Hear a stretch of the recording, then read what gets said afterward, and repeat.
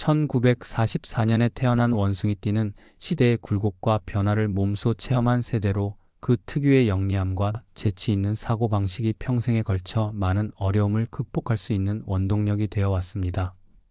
이 분들은 어린 시절부터 풍부한 감성과 끈질긴 생존 본능을 갖추었으며 사주에서는 대체로 화와 금, 수 그리고 목의 기운이 혼재되어 있어 재물운과 인연운 모두 일정 부분 균형을 이루어왔음을 나타냅니다.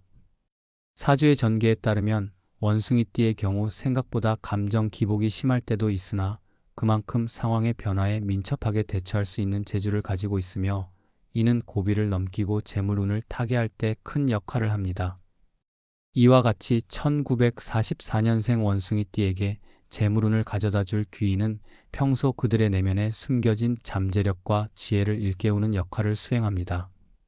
사주학적인 관점에서 볼 때 이분들은 청년 시절 혹은 중년 이후에 갑작스럽게 나타난 타고난 재능이나 감각을 일깨워주는 인물을 만나게 되는데 이는 단순한 우연이 아니라 운명적으로 정해진 인연으로 해석됩니다.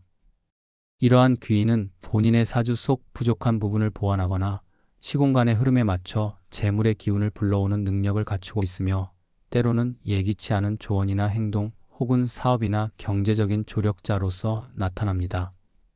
이때 재물운의 귀인은 단순한 인연 이상의 깊은 통찰력과 풍부한 경험을 지니고 있어 원숭이띠 본인의 숨겨진 능력을 끌어올리는 결정적인 촉매제 역할을 합니다. 풍수지리적으로 본다면 인연의 귀인을 만나기 위한 장소와 방식에도 분명한 운이 흐름이 존재합니다. 1944년생 원숭이띠는 일반적으로 동서남북 중 한 방향의 기운이 강하게 작용하는 지역에서 특히 사무실이나 거주지 혹은 사업체의 위치를 선정할 때 주의 깊게 고려할 필요가 있습니다. 자신의 사주의 오행 조화와 맞아떨어지는 방향의 건물이나 환경이 재물의 흐름을 원활하게 하며 명궁과 기운이 잘 맞는 곳에서는 중요한 귀인과의 인연이 자연스럽게 맺어지곤 합니다. 예를 들어 서쪽이나 남쪽에 위치한 건물은 양의 기운이 강해 재물을 불러오는 데 도움이 되는 반면 내향적인 성격의 경우에는 북쪽이나 동쪽에 차분하고 안정적인 기운을 가진 장소에서 귀인을 만날 가능성이 높습니다. 경제적 번영을 위해서는 평소 변화를 두려워하지 않고 새로운 만남을 적극적으로 받아들이는 태도가 중요합니다. 종종 운명의 귀인은 기존의 인간관계나 평소의 일상생활에서 예기치 않게 나타나며 때로는 이전에는 인지하지 못했던 분야에서 큰 성공을 가져다 주기도 합니다. 이와 같이 1944년생 원숭이띠의 인생에서 감춰진 재물운은 때때로 사업상 파트너, 멘토 혹은 따뜻한 인간미와 지혜를 가진 친구의 형태로 나타납니다. 재물운의 귀인은 단순히 경제적인 지원뿐만 아니라 본인이 스스로의 본분과 잠재력을 발견하도록 조언하거나 도와주며 이를 통해 재물운뿐만 아니라 전반적인 인생의 질적 상승을 가져오는 신비로운 역할을 수행합니다. 또한 사주와 풍수지리의 관점에서는 재물운의 귀인을 만나는 시기와 방법에도 세밀한 운이 흐름이 작용한다고 할 수 있습니다. 1944년생 원숭이띠의 경우 특정한 시기를 들어 운수가 전환되는 시점 혹은 천간과 지지의 조화가 뚜렷하게 맞물리는 해에 자신이 미처 예상하지 못한 분야에서 귀인을 만날 가능성이 큽니다. 그러므로 평소의 사주풀이를 통한 자기 점검과 운세 관리 그리고 풍수지리의 기본 원칙을 생활에 적용하는 습관이 중요합니다.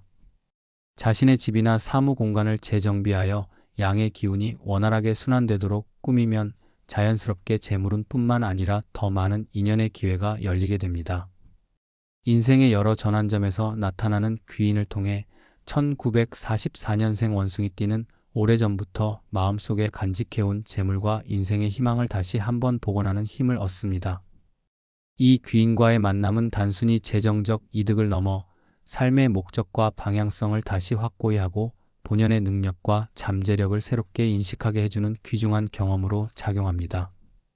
이러한 인연은 대체로 평소에 침착하고 꾸준한 자기개발과 함께 주변 사람들에게 선한 영향력을 전하려는 마음가짐에서 비롯되며 결과적으로 재물운과 인생의 전반적인 행복도를 상승시키는 중요한 요인으로 작용합니다.